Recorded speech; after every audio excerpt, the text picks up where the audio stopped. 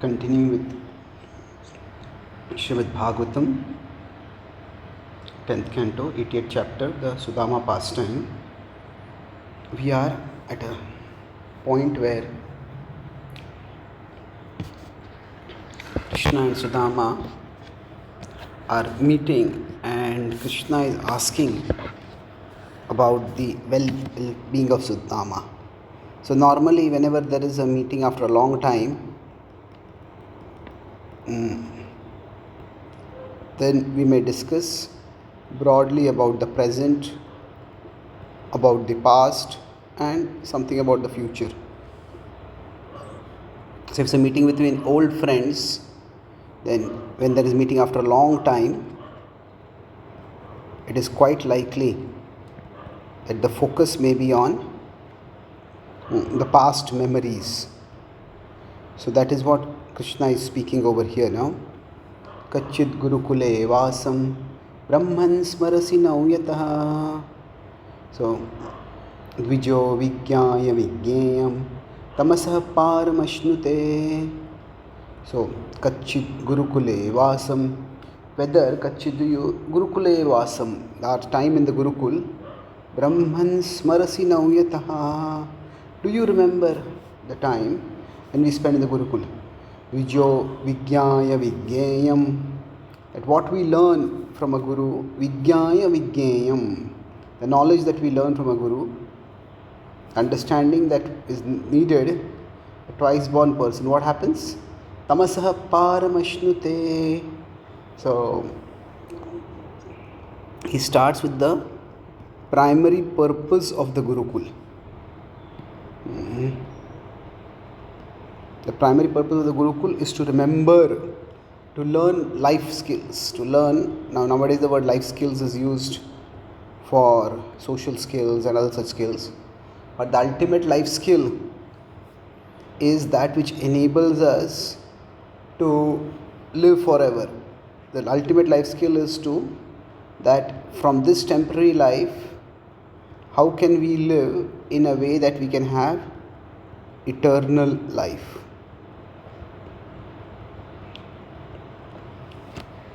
That is the key question.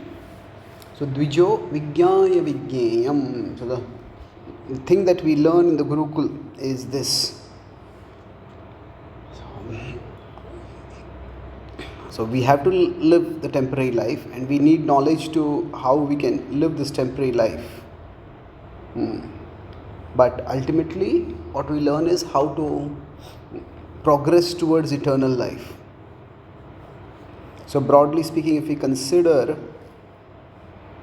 what all should education have? Education can have knowledge about how to live meaningfully in the world, how to live successfully in the world, how to navigate life's challenges, to develop some skills. When you say education and life skills, or education in general, it means for this life, we should be able to learn something by which we are able to earn a livelihood, we are able to contribute to society, and for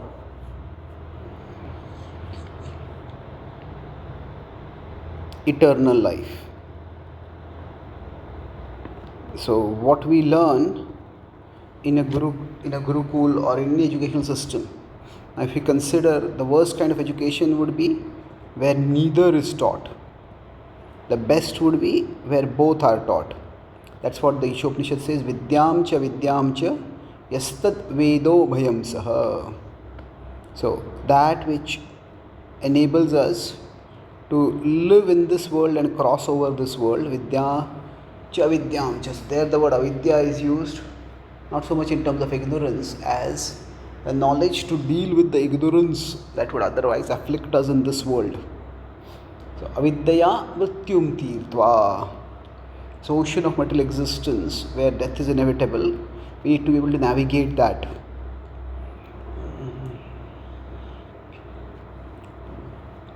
So, and then Vidyaya amrutamashnuте, we attain the eternal thereafter. So now if you consider among these 4 quadrants, which is the best? 4th is the best, 2nd is the worst. Now what about 1 and 3? Much of modern education is meant to help us with the first quadrant. Of course, nowadays even well-educated people are not able to get jobs. So here we need not just knowledge, we need skills and values also. So as you know, there's the hierarchy. We have knowledge, what we know, it is about knowing. Then skills are about doing. If we are just a theoretical engineer but we don't know how to actually work in industrial or applicational setting, then that's not very helpful. If a doctor knows a lot about medicine but doesn't know actually how to treat patients, then that's not helpful. So knowledge, skills, and then eventually values. All 3 are important. Now that can apply over here also. But that KSV hierarchy can apply for all kinds of knowledge. But if you can consider, this would be short-sighted. So it will be good for the present alone, but the future will be disappointing if not dark. And this will be good for the future, good but only for the future. It may not help a person in the present. So the Gurukul or the education system needs to be able to provide both. Now we can say that quadrant 3 is better than quadrant 1 because eternal life is far longer than our present life, and that is undoubtedly true. Still, our present life is not to be devalued or dismissed. So within the Varnashram system, there were ways by which people learned skills for living in this world also. Now Krishna here is keeping in mood with the Bhagavatam. Krishna's words are in alignment with the Bhagavatam, and both of them share a same mood.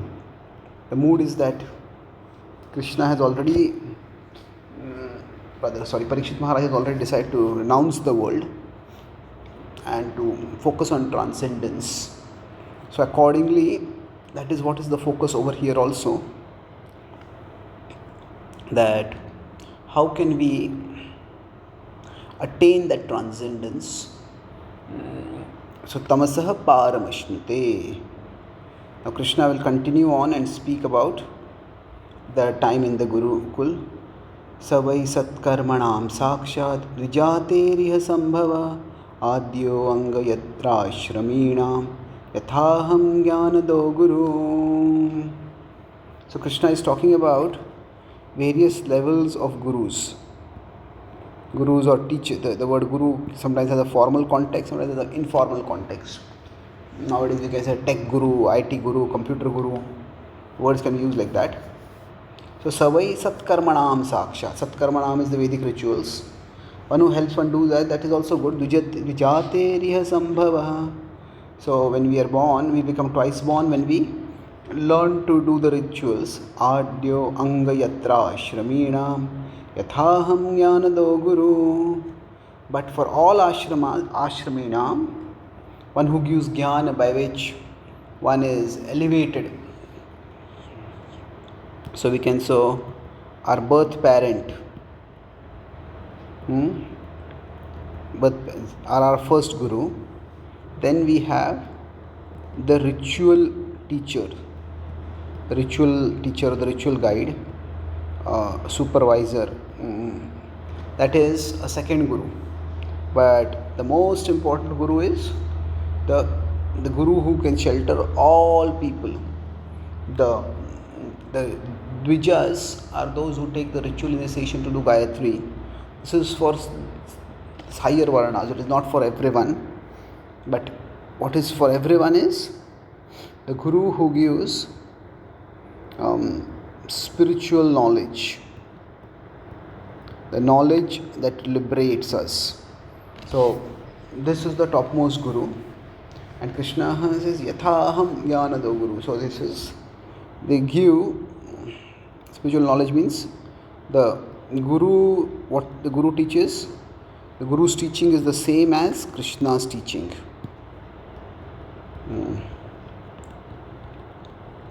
So this is the highest level. So this is where Krishna is playing a dual role, talking at oneself at one level about what they learn in the Guru. He's also in almost a passing way pointing to his own position as God.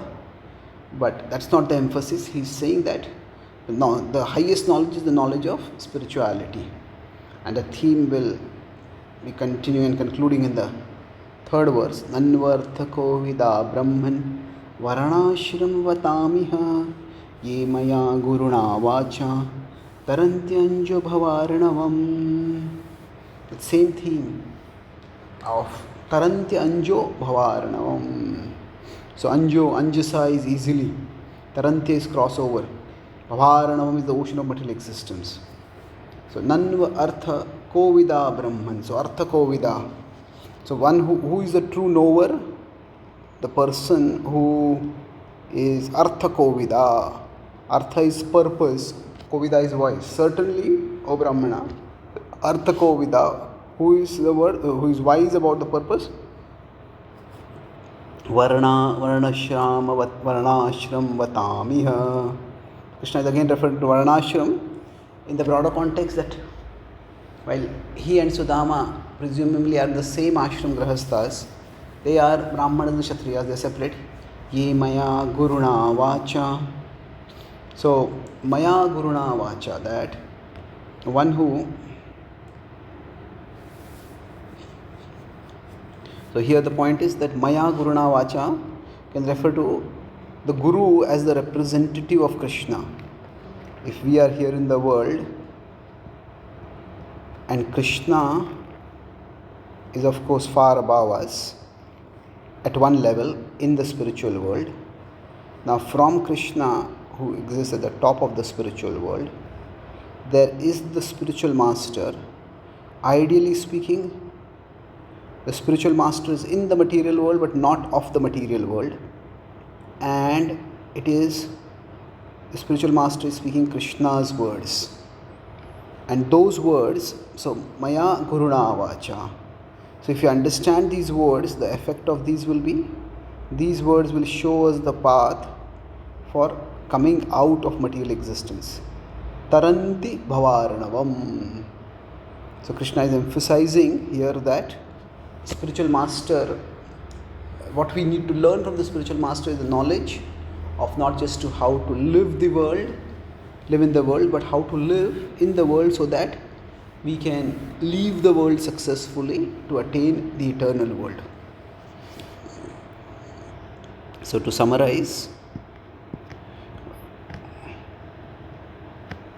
we discussed mainly the theme of the spiritual master and what the spiritual master teaches, that the Guru's contribution is primarily to give the knowledge that enables us to transcend this world. So we could say material knowledge is important, spiritual knowledge is important, and best knowledge is where we have